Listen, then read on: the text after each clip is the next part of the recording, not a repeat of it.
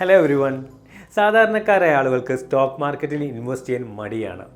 ഇന്ത്യയിലെ 140 കോടി ജനങ്ങളിൽ ഒരു 4 കോടി 3% മാത്രമാണ് ഷെയർ മാർക്കറ്റിൽ ഇൻവെസ്റ്റ് ചെയ്യുന്നത്.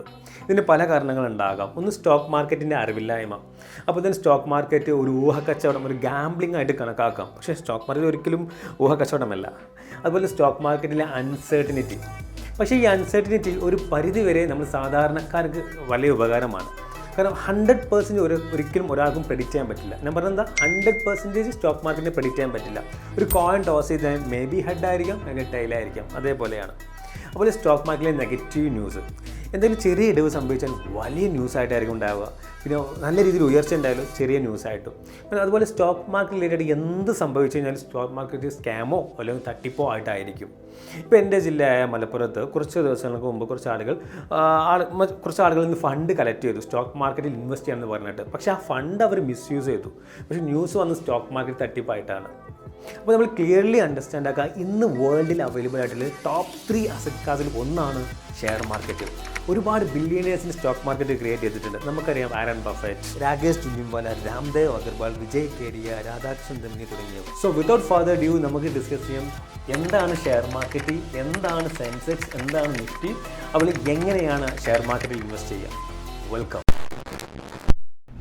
പോയിന്റ് നമ്പർ 1, എന്താണ് ഷെയർ മാർക്കറ്റ്? വളരെ ലളിതമായിട്ട് നമുക്ക് മനസ്സിലാക്കാം, ഈ കോംപ്ലിക്കേറ്റഡ് ഡെഫിനേഷനിലേക്ക് പോകാതെ. ഓക്കെ, നമ്മളൊരു വെജിറ്റബിൾ മാർക്കറ്റിൽ പോയി. അവിടെ ഒരു കച്ചവടക്കാരൻ ചോദിച്ചു, 1 കിലോ ഉള്ളിക്ക് എന്താണ് വില? അദ്ദേഹം പറഞ്ഞു 50 രൂപ. നമ്മൾ പറഞ്ഞു 10 കിലോ ഉള്ളി എനിക്ക് വേണം, അപ്പോൾ എനിക്ക് 40 രൂപയ്ക്ക് തരുമോ? അപ്പോൾ അദ്ദേഹം പറഞ്ഞു അല്ല, 48 രൂപയ്ക്ക് തരാം. നമ്മൾ പറഞ്ഞു 42. അദ്ദേഹം 45. നമ്മൾ ഓക്കെ പറഞ്ഞു. ഇവിടെ എങ്ങനെയാണ് പ്രൈസ് ഡിറ്റർമിൻ ചെയ്തത്? ഇതിനെ ഡിമാൻഡ് ആൻഡ് സപ്ലൈ ബേസ് ചെയ്തിട്ടാണ്.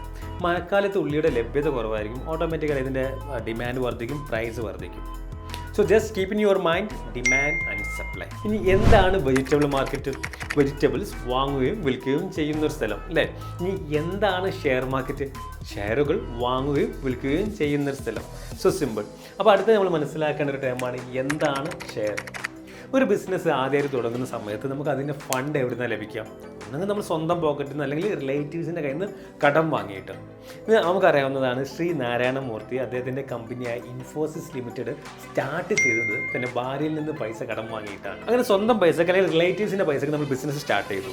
ഇനി ബിസിനസ് എക്സ്പാൻഡ് ചെയ്യാൻ നമ്മുടെ മുന്നിലൊരു ഓപ്ഷനാണ്, ഒന്ന് പാർട്ട്നേഴ്സിനെ ആഡ് ചെയ്യാം, അല്ലെങ്കിൽ ബാങ്കിൽ നിന്ന് കടമെടുക്കാം. വീണ്ടും വലിയ തോതിൽ ബിസിനസ് എക്സ്പാൻഡ് ചെയ്യാം. അപ്പോൾ നമ്മുടെ മുന്നിലൊരു ഓപ്ഷനാണ് പബ്ലിക്കിൻ്റെ കയ്യിൽ നിന്ന് എമൗണ്ട് കളക്ട് ചെയ്യാം. ഇതിനുള്ളൊരു പ്ലാറ്റ്ഫോമാണ് ഷെയർ മാർക്കറ്റ്. സോ ഒരു കമ്പനിയെ സംബന്ധിച്ച് അവരുടെ ഷെയർ അല്ലെങ്കിൽ അവരുടെ ഓഹരി വിൽക്കാനുള്ള ഒരു പ്ലാറ്റ്ഫോം, ഒരു ഇൻവെസ്റ്ററെ സംബന്ധിച്ച് അത് വാങ്ങാനുള്ള ഒരു പ്ലാറ്റ്ഫോം. ഈ പ്രോസസ്സ് നടക്കുന്നത് പ്രൈമറി മാർക്കറ്റിലാണ്. ഇനി വാങ്ങിയ ഷെയർ ഒരു ഇൻവെസ്റ്റർ സെയിൽ ചെയ്യണമല്ലോ, ഇത് നടക്കുന്നത് സെക്കൻഡറി മാർക്കറ്റിലാണ്. ഓക്കെ, അടുത്തായിട്ട് നമുക്ക് എന്താണ് സെൻസെക്സ്, എന്താണ് നിഫ്റ്റി എന്ന് നോക്കാം. ഇന്ത്യയിൽ പ്രധാനമായും 2 സ്റ്റോക്ക് എക്സ്ചേഞ്ചുകളാണുള്ളത്. ഒന്ന് Bombay stock exchange, 2 national stock exchange. ഇതിൽ BSE സ്ഥാപിതമായത് 1855. ഏഷ്യയിലെ തന്നെ ഓൾഡസ്റ്റ് സ്റ്റോക്ക് എക്സ്ചേഞ്ചാണ്. ഈ BSEയിൽ 6000-ഓളം കമ്പനികൾ ലിസ്റ്റ് ചെയ്തിട്ടുണ്ട്. ഈ സ്റ്റോക്ക് എക്സ്ചേഞ്ചിൽ ഒരു കമ്പനി ലിസ്റ്റ് ചെയ്താൽ മാത്രമേ ആ കമ്പനിയുടെ ഷെയറുകൾ വാങ്ങാനും വിൽക്കാനും, അതായത് ട്രേഡ് ചെയ്യാൻ സാധിക്കൂ. അപ്പോൾ ഈ 6000 കമ്പനികളുടെ പെർഫോമൻസ് മെഷർ ചെയ്യുന്ന ഒരു അളവ് കോലാണ് എന്ത്? സെൻസെക്സ് എന്ന് പറയുന്നത്. ഇത് ഏകദേശം ഒരു 30ഓളം കമ്പനികളാണ് ഇതിൽ റെപ്രസെൻറ്റ് ചെയ്യുന്നത്. അതായത് ഡിഫറെൻറ്റ് സെക്ടേഴ്സിലുള്ള 30ഓളം കമ്പനികൾ. ഡിഫറെൻറ്റ് സെക്ടേഴ്സ് എന്ന് പറയുമ്പോൾ motor vehicle, cement, IT, banking sector എന്നിങ്ങനെയല്ല. ഇത് നിഫ്റ്റിയിൽ വരുമ്പോൾ ഈ 30 എന്നുള്ളത് 50 സ്റ്റോക്ക് ആയിട്ടായിരിക്കും റെപ്രസെൻറ്റ് ചെയ്യുന്നുണ്ടായിരിക്കാം. സോ ഇൻ ഷോർട്ട്, BSEയുടെ ഒരു അളവ് പോലെയാണ് സെൻസെക്സ് എന്ന് പറയുന്നത്. NSEയുടെ ഒരു മെഷർമെൻറ്റ് സൂചികയാണ് നമ്മൾ നിഫ്റ്റി എന്ന് പറയുന്നത്. ഓക്കെ, അടുത്തായിട്ട് നമുക്ക് എങ്ങനെയാണ് നമ്മൾ ഷെയർ മാർക്കറ്റിൽ ഇൻവെസ്റ്റ് ചെയ്യാൻ നോക്കാം. നമുക്ക് നേരിട്ട് സ്റ്റോക്ക് മാർക്കറ്റിൽ ഇൻവെസ്റ്റ് ചെയ്യാൻ പറ്റില്ല, ഒരു ബ്രോക്കർ മുഖേന പറ്റൂ. നമ്മുടെ Aadhaar card, PAN card, bank പ്രൂഫൊക്കെ വെച്ച് ഈസി ആയിട്ട് സ്റ്റോക്ക് ബ്രോക്കറുടെ അടുത്ത് ഒരു ട്രേഡ് അക്കൗണ്ട് പോലെ ഡീമാറ്റ് അക്കൗണ്ട് ഓപ്പൺ ആക്കാൻ പറ്റും. ഈ ട്രേഡ് അക്കൗണ്ട് നമ്മുടെ ഷെയറുകൾ വാങ്ങാനും വിൽക്കാനും, ഡീമാറ്റ് അക്കൗണ്ട് വാങ്ങിയ ഷെയർ സൂക്ഷിക്കാനുള്ളതാണ്. ഓക്കെ, ഇങ്ങനെ അക്കൗണ്ട് ഓപ്പൺ ആക്കിയതിന് ശേഷം ട്രേഡിംഗ് അവേഴ്സിൽ നമുക്ക് നമ്മുടെ ഇഷ്ടമനുസരിച്ച് എപ്പോഴും ഷെയറുകൾ വാങ്ങുകയും വിൽക്കുകയും ചെയ്യാം. ഓക്കെ, സോ നമ്മൾ ഇതുവരെ ഡിസ്കസ് ചെയ്തത് എന്താണ് ഷെയർ മാർക്കറ്റ്, എന്താണ് സെൻസെക്സ്, എങ്ങനെയാണ് സ്റ്റോക്ക് മാർക്കറ്റിൽ ഇൻവെസ്റ്റ് ചെയ്യുക. ഓക്കെ, ഈ വീഡിയോ ഉപകാരപ്രദമായെങ്കിൽ please like and subscribe. Thanks for watching. See U.